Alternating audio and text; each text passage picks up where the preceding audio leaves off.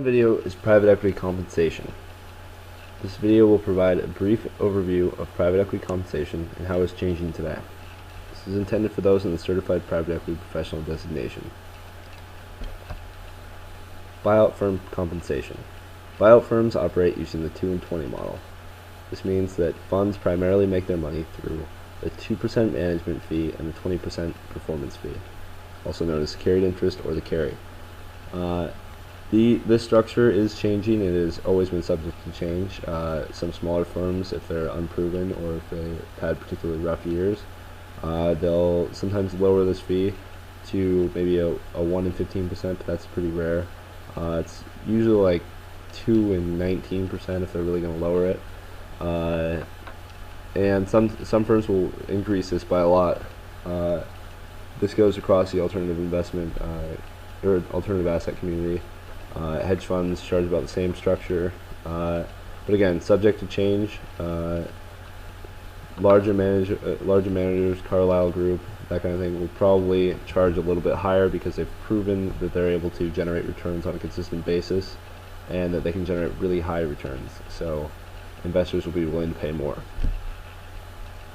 This is then distributed to the firm's employees, with the highest compensation going to the general partners in the fund, and then going down to the lowest, which is non-senior analysts and junior level employees. This is pretty typical, and when compensation has to go down, a lot of times the people who are going to feel it most are the analysts and low level employees. Current compensation trends. This is going off a recent compensation report I've read, as well as people I know in the industry and just things from following the industry that I've picked up. Buyout compensation has declined or at least stayed the same, but it's still highly competitive to other industries. Hedge funds have had a particularly good 2009, continuing in 2010, so they might be able to pick up some more talent from private equity firms by offering a little bit more. But generally, buyout firms are able to compete in compensation and sometimes are even the highest pay in the financial industry. Given the economic and financial troubles in 2007 and 2009, no major decline is okay. It's not great, and even if there is a bit of a decline, it's still pretty decent for how much buyout firms have been struggling to produce deals.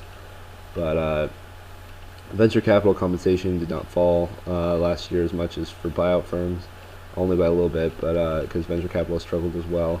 But they're not reliant on transaction charges for, so low deal flow for them is not going to hurt them as much as it has for private equity firms. On to salary and size of the buyout firm. Pay in the larger buyout firms, this is $1 billion in assets plus, always going to be better than in the smaller and mid-market firms, which are smaller firms would be below 300 million, mid-market 300 million to 1 billion. And however, in 2009, the largest firms took the biggest year-over-year pay cut. This has an important caveat that even with the reduction, large private equity employees still make $368,000 in overall compensation at large private equity firms, which is more than the medium and small buyout firms by about 50,000. But that's again, that's average private equity employees at large private equity firms, which is in excess of $1 billion. Professionals at large buyout firms received a cut of 14% to their overall compensation. That includes salaries, bonus, and carried interest. On the other hand, small and medium-sized private equity firms saw increases in compensation, 4% and 20% respectively. What that really shows, that's about a year old, so that's probably going to change a little bit. Even the small and medium-sized, they weren't spending as much on compensation because they're not competed with as heavily to keep their talent, and they weren't relying as much on compensation as the larger buyout firms, the Carlyles, the KKR, were having to pay their employees a great deal, and they knew they were going to have to make some cuts. I think Carlyle Group made some significant staff reduction. They're probably starting to hire again more, as a lot of firms are right now, now that the recession has pretty much petered out. Associate level compensation, I'm focusing on this because a lot of people taking the private equity professional designation are focused on getting into the entry level position, which is typically the associate level. So associate compensation is competitive with other industries. The largest reduction in compensation was at the associate level. They're first on the chopping block, as I said before.